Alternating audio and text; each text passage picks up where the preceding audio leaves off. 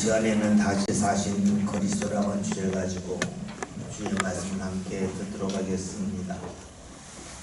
2019년 5월에 지방에 있는 목회자 세 부부와 함께 이스라엘에 다녀왔습니다. 여행사를 통하지 않고 직접 비행기를 예약을 하고 숙소를 잡고 그리고 차를 렌트해서 단체로 갔을 때 가지 못했던 여러 곳을 다녀왔습니다. 당시 우리나라에서 이스라엘까지 직접 가는 대한항공이 있었지만 그 비행기 값이 적지 않게 비쌌습니다. 그래서 에어프랑스라고 하는 비행기를 타고 다녀왔습니다.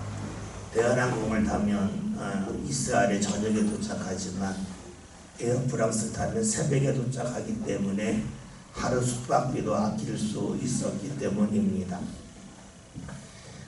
조금 힘들었지만 여행을 잘 마치고 귀국할 때에도 에어프랑스를 타고 프랑스에 잠깐 들렀다가 올 예정이었습니다. 그런데 비행기가 프랑스 파리에서 8시간을 기다려야 갈아탈 수 있었습니다. 이를날 저희 집 큰아들이 8시간이면 파리를 좀 볼 수 있지 않겠냐라고 이야기를 했습니다. 함께가 목사님들 물어봤더니 그러면 파리를 보자라고 이야기했습니다. 감사하게도 함께가 목사님의 교회에서 파리에 보낸 선교사가 있었는데 그분과 연락이 되어서 그분이 공항까지 와서 저희들 인도해 주었습니다. 당시에 프랑스가 휴가철이라서 차가 거의 밀리지 않았기 때문에 8시간이지만 많은 곳을 다녀올 수 있었습니다. 파리에 들어가서 저는 적지 않은 충격을 받았습니다. 오래된 건물이 꽤 많았지만 놀랍게도 건물마다 모양이 달랐고 기둥도 달랐고 또 기둥 위에 자그마한 조각품이 있는데 조각품도 다 달랐기 때문입니다. 우리나라 같으면 다 비슷비슷한데 프랑스인 파리에 있는 건물들은 다 달랐습니다. 프랑스 사람들이 개성을 존중한다고 하는데 그거를 말로만 듣다가 건물을 보면서 실감했습니다. 그러면서 이런 생각이 들었습니다. 이곳 사람들은 다른 사람 흉내내지 않겠다. 다른 사람하고 다르게 건물 짓고 다르게 색깔을 칠하고 다른 조각품을 주는 것을 당연시 했기 때문입니다. 우리나라에서는 다른 사람을 따라하라고 다른 사람과 다르게 하지 말라고 가르치지만 프랑스에서는 다른 사람과 같은 것을 부끄럽게 여기는 문화기구나 하는 것을 생각할 수 있었습니다. 그러면서 프랑스 사람들이 왜 문화선진국이라고 일컬음을 받는지를 알게 되었습니다. 왜냐하면 늘 새로운 것을 갈망하고 새로운 것을 추구하는 것을 당연한 것으로 여겼기 때문이죠. 그러면서 우리나라 예술가들이 왜 우리나라에 있지 않고 파리로 가서 공부하는지에 대해서도 어느 정도 이해할 수 있었습니다. 그렇습니다. 사람은 내가 무엇을 보느냐에 따라서 그리고 나와 함께하는 사람이 어떤 사람이냐에 따라서 생각의 방향이 달라집니다. 생각의 방향이 달라진다고 하는 것은 중요하게 여기는 것이 달라진다는 거예요. 그러면서 삶도 자연스럽게 달라집니다. 우리가 새로운 것을 보면 생각이 새로워집니다. 새로운 것을 보기 전에는 살아왔던 방식대로 사는 것을 당연하게 여기지만 새로운 것을 접하게 되면 이렇게로 살 수 있구나, 이렇게로 생각할 수 있구나 하는 것이 우리 마음에 자리 잡습니다. 이것을 달리 말하면 새로운 것을 접하면 사람들은 지금까지 옳다고 여겼던 것이 틀릴 수 있구나 하는 생각을 하게 되고 지금까지 틀렸다고 여겼던 것을 옳다고 여길 수도 있습니다. 그렇습니다. 사람은 내가 무엇을 보았느냐, 또 어떤 사람을 만나고 경험했느냐에 따라서 생각의 방향이 달라지고 삶이 달라집니다. 오늘은 부활주일입니다. 예수님이 십자가에서 달려 죽은 지 3일 만에 다시 살아나신 날이죠. 부활, 즉 죽었다가 다시 살아난다고 하는 것은 과학적으로 증명할 수도 없고 받아들일 수도 없습니다. 왜냐하면 과학은 반복적으로 일어나는 것을 또다시 증명할 수 있는 것을 인정하고 받아들이기 때문입니다. 만약에 누군가 죽었다가 다시 살아나는 그 일이 주기적으로 일어난다면 과학에서도 부활을 인정할 겁니다. 그런데 아무리 눈을 씻고 봐도 죽었다가 다시 살아난 사람을 볼 수가 없습니다. 그러니까 과학에서는 부활을 인정하지 않습니다. 오늘날만 그런 것은 아니죠. 과거에도 죽었다가 사람이 다시 살아나지 않습니다. 그러니까 오늘날만이 아니라 예전에도 사람들은 죽었다가 다시 살아난 부활을 결코 믿지 않았습니다. 여러분, 죽었다가 다시 살아난 부활을 인정하지 않는다는 것은 무엇을 말하겠습니까? 죽으면 다 끝이라는 말입니다. 부활을 인정하지 않는다고 하는 것은 보이는 세계가 다라는 겁니다. 보이지 않는 세계는 존재하지 않는다는 겁니다. 또 이것을 달리 말하면 이 세상은 눈에 보이지만 하나님은 이 세상에서 볼 수 없기 때문에 하나님이 계심을 인정할 수 없다는 것이 됩니다. 혹 이렇게 말하는 사람도 있습니다. 이 세상 넘어 다른 세상이 있으면 하나님을 인정할 수 있겠지만 이 세상 외에 다른 세상이 있음을 우리는 볼 수도 없고 증명할 수 없기 때문에 하나님이 계시지 않다고 말하기도 합니다. 혹은 하나님이 계신다 할지라도 우리와 관계에 맺을 수 없는 그런 자리에 하나님이 계시다면, 그래서 내 삶 가운데 하나님이 영향을 미치지 못한다면 그런 하나님은 믿을 필요가 없다고 말합니다. 다시 말해서 하나님을 인정하지 않고 부정하는 것의 핵심은 죽으면 끝이라는 말입니다. 여러분, 죽으면 끝이라고 말하는 그 순간에 하나님은 필요 없는 분이 되고 맙니다. 그런데 이런 사람들의 생각과 주장을 틀렸다고 드러내는 사건이 있습니다. 바로 그것이 예수님의 부활입니다. 예수님이 죽었다가 다시 사신 부활은 눈에 보이는 것이 다가 아님을 보여주신 겁니다. 부활하신 예수님께서 하늘에 오르심을 통하여 우리에게 알게 하신 것은 우리의 삶이 이 세상에서 끝난 것이 아님을 보여주셨습니다. 사실 예수님이 죽었다가 다시 사시는 부활이 있기 전에 수많은 나라에서는 신화를 만들었습니다. 그 신화를 연구하는 사람들의 주장에 의하면 예수님이 이 세상에 오시기 전부터 이집트나 그 주위에 있는 나라에서는 부활에 대한 신앙이 있었다고 말을 합니다. 그런데 문제는 무엇이냐면 부활에 대한 신앙이 있고 생각이 있었지만 부활을 아무도 보지 못했다 하는 겁니다. 그런데 예수님은 부활하시고 이를 사람들에게 보여주심을 통하여서 눈에 보이는 것이 다가 아니라고, 그리고 이 세상이 모든 것을 결정하는 것이 아님을 보여주셨습니다. 십자가에서 예수님이 죽었다가 다시 살아나심을 통하여 사람이 알게 된 것이 있습니다. 사람들이 예수님을 죽였지만 하나님이 살리셨다는 겁니다.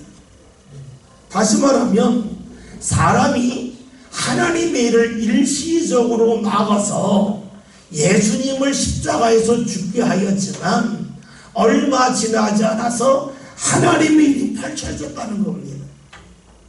즉 예수님의 부활은 사람이 하나님의 일을 일시적으로 막을 수 있어도 계속적으로 막을 수 없음을 보여준 것이라고 볼 수 있습니다. 이것을 의미적으로 본다면 사람이 악한 일을 해서 선한 하나님의 일을 가로막을 수 있는 것처럼 보여도 잠시라는 겁니다. 흔히 사람들이 이런 이야기를 하죠. 악이 선을 이기지 못한다고 말을 해요.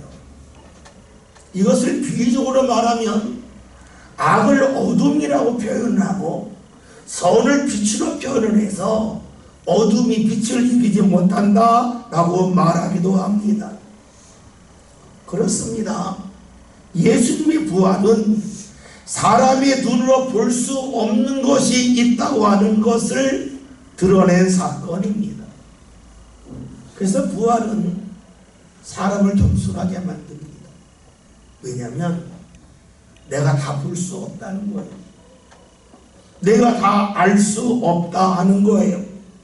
그리고 내가 아는 것이 내가 살고 있는 이 세상이 다가 아님을 하나님께서 분명히 드러내신 것이 부활입니다. 하나님은 예수님의 부활을 통하여 사람들이 이것을 알기를 원하고 계셔요. 이 세상이 다가 아니다는 거예요. 죽으면 모든 것이 끝나는 것이라는 생각을 버리기를 원하신다는 거예요. 이를 오늘 성경을 통하여 주께서 또다시 말씀해 주십니다. 20절에 있는 말씀을 함께 볼까요? 그러나 이제 그리스도께서 죽은 자 가운데서 다시 살아나사 잠자는 자들의 첫 열매가 되셨도다. 예. 본문에 있는 말씀은 사도 바울이 고린도 교회에 보낸 첫 번째 편지에 나와 있는 말씀입니다. 오늘 말씀을 보면 바울은 부활하신 예수님이 잠자는 자들의 첫 열매가 되셨다라고 말합니다. 여기서 잠자는 자는 죽은 자를 말합니다. 부활이 없다면 죽은 자는 잠자는 자가 아닙니다. 죽은 자는 죽은 자입니다. 그런데 부활이 있기 때문에 죽은 자가 다시 살아나기 때문에 죽은 자를 잠자는 자라고 표현합니다. 그런데 중요한 것은 예수님이 부활의 첫 열매라고 말씀합니다. 첫 열매라고 하는 것은 두 번째 열매, 세 번째 열매가 계속해서 열려지는 것을 전제합니다. 이것은 다른 말로 하면 예수님의 부활이 있고 그 후에 다른 부활이 계속해서 있을 거라는 겁니다. 달리 말하면 모든 사람이 부활한다는 겁니다. 바울이 왜 이런 말씀을 과감하게 해석했습니까? 그 이유는 당시에 수많은 사람이 부활하신 예수님을 만났기 때문입니다. 오늘 우리가 교동문을 읽었는데 교동문에 나와 있는 말씀이 있죠. 예수님이 부활하신 후에 게바 즉 베드로에게 보이시고 12형제에게 보이시고 500형제에게 보이셨다 하는 말씀입니다. 다시 말하면 예수님 부활하신 후에 많은 사람을 만나셨습니다. 그리고 그들이 살아있을 때에 바울이 편지하는 겁니다. 너희가 보지 않았냐? 너희가 부활하신 예수님 만나지 않았냐 하면서 그 부활하신 예수님이 첫 열매라고 말하고 있습니다. 사실 예수님이 십자가에 달리기 전에 부활에 대한 말씀을 여러 번 하셨어요. 요한복음 5장 29절에 주께서 하신 말씀 중에 이런 말씀이 있어요. 선한 일을 행한 자는 생명의 부활로 악한 일을 행한 자는 심판의 부활로 나오리라 말씀하셨습니다. 그리고 잘 아는 요한복음 11장이나 말씀을 보면 예수님이 죽은 나사로 집에 갔을 때 하신 말씀이 내가 부활이요 생명이라고 말씀하기도 하셨습니다.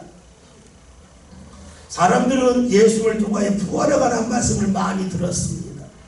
그러나 유감스럽게도 부활을 믿지는 아니했습니다. 왜냐하면 부활한 사람을 본 적이 없기 때문에. 그런데 예수님이 부활하시게 되자 사람들은 부활을 이제 지식적으로 상상적으로만 머릿속에서 아는 것이 아니라 실제로 알게 되었습니다. 그리고 사람들이 부활을 보면서 알게 되죠.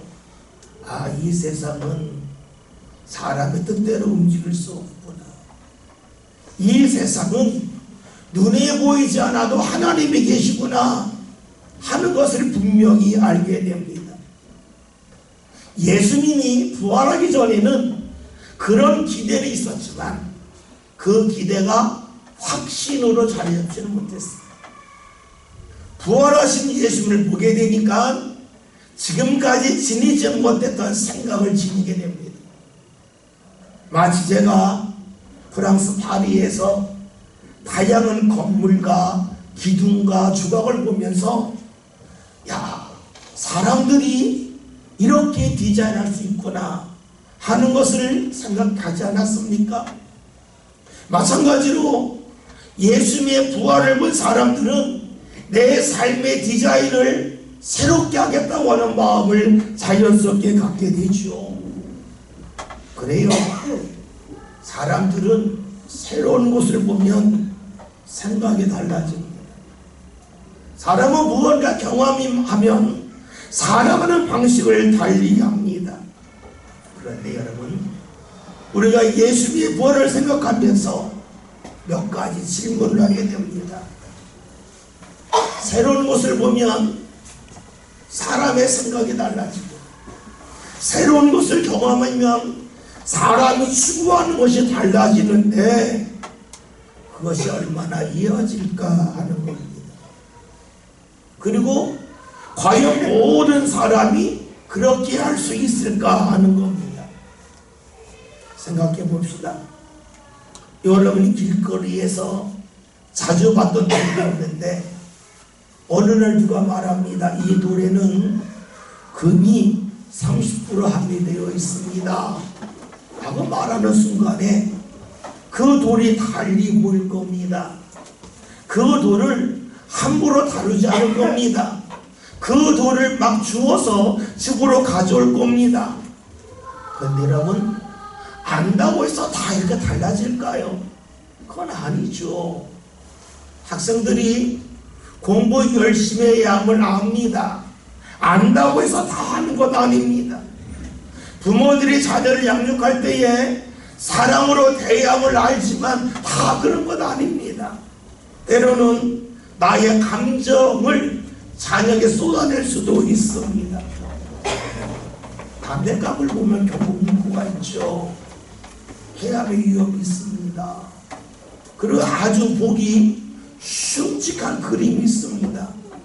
사람들이 처음에 그걸 보고 담배 피다가 피지 말아야지 하는 마음 같지만 그 마음이 얼마나 이어집니까?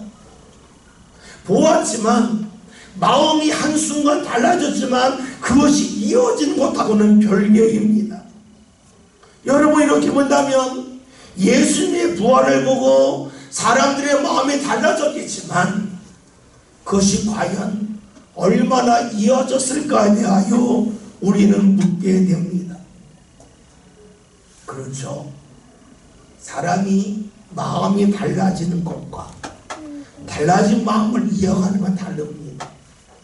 달라진 마음을 이어가는 것은 사람의 의지와 사람의 능력의 문제입니다.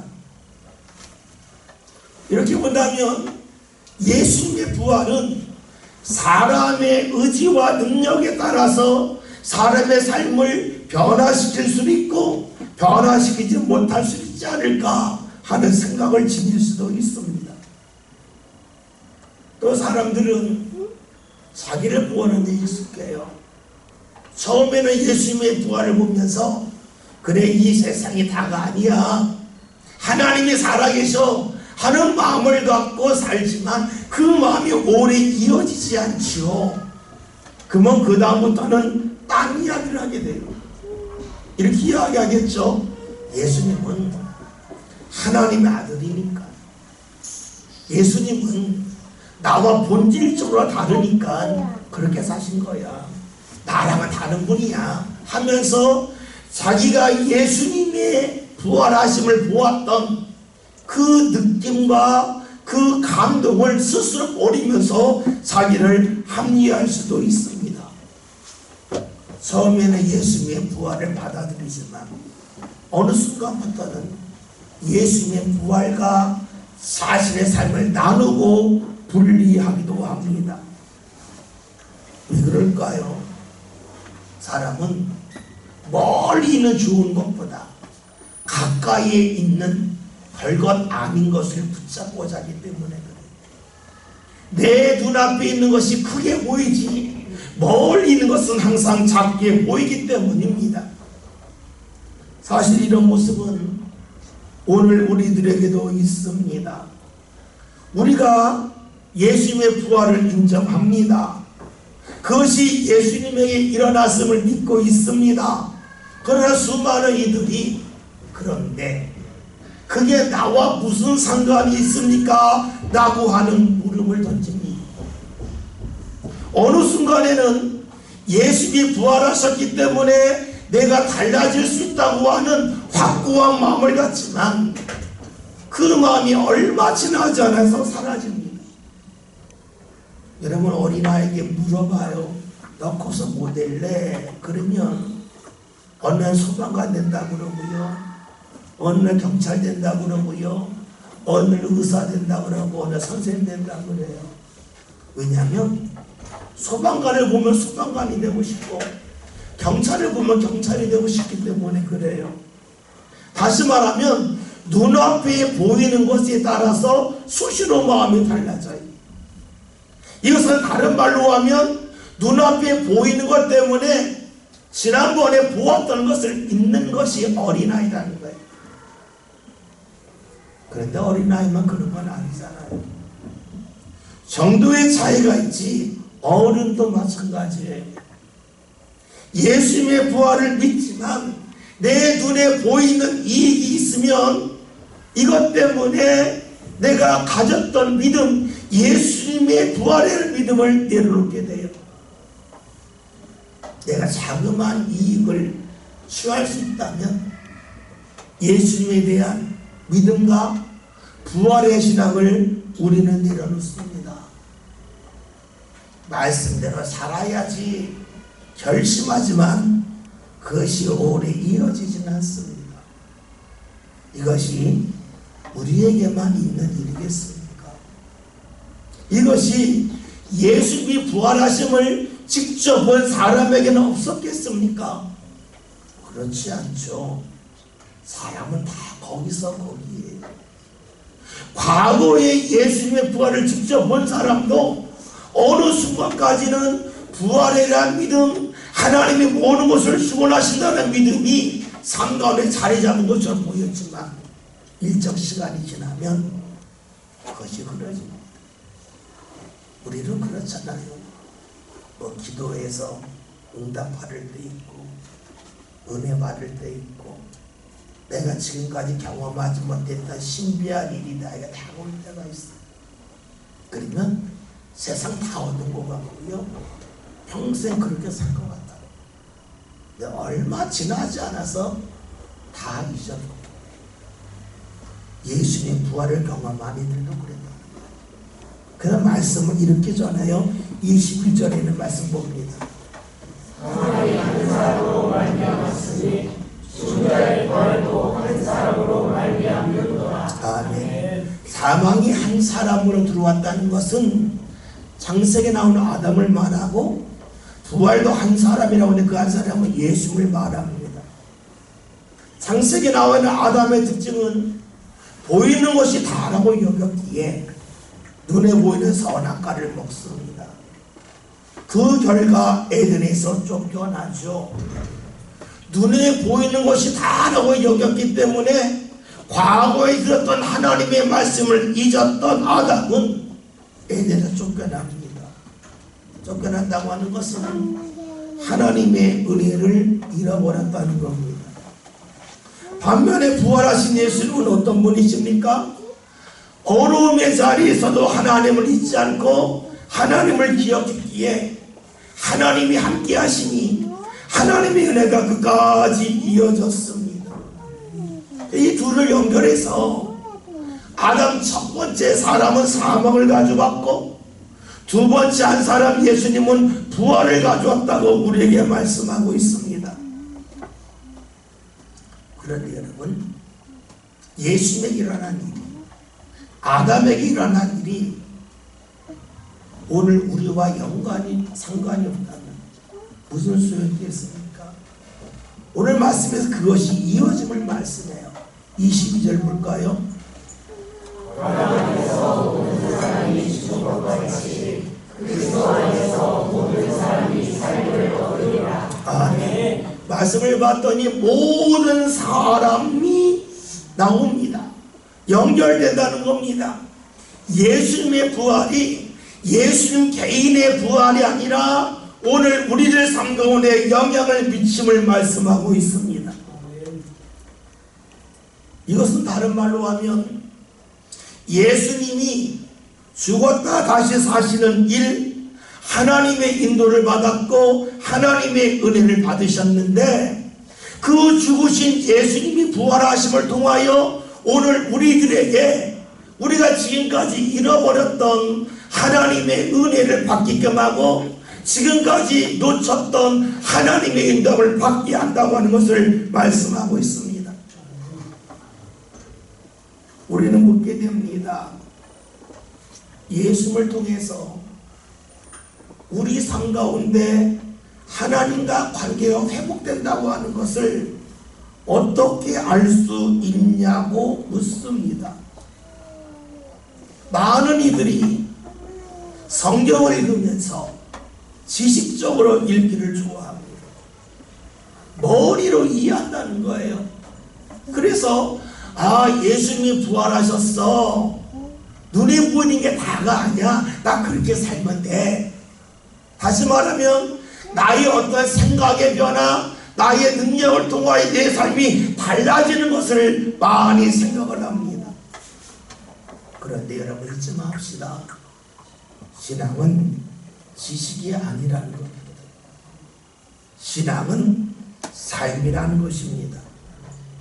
이를 예수님의 부활과 연관한다면 예수님의 부활은 사람의 생각만을 바꾸는 것이 아니라 사람의 삶을 바꿈을 말씀합니다. 이것이 어떻게 가능할까 하는 겁니다. 식사를 생각해 봅시다. 배고프면 음식이 생각나잖아요. 배고플 때 음식 보면 기분이 좋잖아요. 근데 배고플 때 음식 보면 기분이 좋지만 본다고 해서 힘이 나진 않아요. 배고플 때 음식 냄새 맡으면 기분이 좋아요. 내 냄새를 아무리 많이 맡는다고 해서 내게 힘이 나는 건 아니에요. 음식이 내 입을 통하여 내 몸속에 들어갈 때 비로소 힘이 납니다. 우리가 음식을 먹다 보면 하는 것이 있어요. 부피가 많지만 먹어도 허기진 게 있어요. 부피가 얼마 안 되는 대로 먹으면 든든한 게 있어요. 오늘 우리 점심에 고기 먹잖아요. 어제 그 고기가 왔어요. 한 상자가 왔어요. 제가 볼 때 이런 마음이 들어요. 이거 어떻게 먹어? 왜 그런 마음이 들었냐면 빵으로 생각합니다. 한 상자 빵은요 두 사람이 다 먹어요. 넉넉히 먹으면 빵은 부푼 거잖아요. 부피는 커도 두 사람이 웬만한 한 상자 먹을 수 있어요. 고기는 안 그래. 여러분 보는 것과 경험하는 건 다른 거예요. 마찬가지예요. 우리가 예수님을 통하여, 부활하신 예수님을 통하여 내가 힘을 얻고 내 삶이 달라진다고 하는 것은 보아서 되는 게 아니에요. 예수님이 내 안에 들어올 때 가능해요. 여러분, 예수님이 내 안에 들어온다고 하는 것은 무엇을 말할까요? 이것은 어린아이가 말을 배우는 걸 생각하면 돼요. 어린아이가 말을 배우려면 그 말이 그의 삶 가운데 자리 잡아야 돼요. 사가 뭔지 사탕이 뭔지 확실히 알아야 돼요. 그래야 말을 배워요. 근데 그 말을 배우는 것은요, 들어서 배우지 않아요. 들은 것을 잡고 말로 고백할 때에, 입술로 표현할 때 말을 배워요. 그러면서 그 말이 생각에 들어오고 마음에 들어오고 삶에 들어가요. 그러면 예수님이 내 안에 들어오는 건 어떻게 가능할까요? 들어서 들어올까요? 아니에요. 어린아이가 듣는다고 해서 말하지 않아요. 들은 것을 입으로 표현할 때 비로소 말을 해요. 한 번에 되지 않아요. 자꾸 반복해야 돼요. 마찬가지예요. 부활하신 예수님이 내 안에 들어와서 내게 힘을 주고 내가 잃어버렸던 걸 회복하고 하나님 앞에 가는 것은 우리가 주의 이름을 불러야 돼요. 부르지 않고 들으면 되겠지, 오래 다니면 되겠지, 결코 그렇지 않아요. 여러분의 자녀가, 손주가 말을 배우려고 하는데 또 오래 들으면 나 말할 거야, 아무렇게 말하지 않아요. 안에 들어와야 돼요. 들어오는 것은 입술 열어 반복하는 것밖에 없습니다. 오늘 성경을 읽는 말씀이에요. 부활하신 예수님이 오늘 우리로 하여금 새로운 삶을 살게끔 한다는 거예요. 그것은 무엇을 말하냐면, 예수님이 죽음에서 다시 살아나셨던 것처럼, 넘어진 자리에서 일어나셨던 것처럼, 부활하신 예수님이 우리 안에 들어올 때 비로소 넘어졌던 우리가 일어설 수 있도록 이끄시는 주의 은혜가 임하다는 겁니다.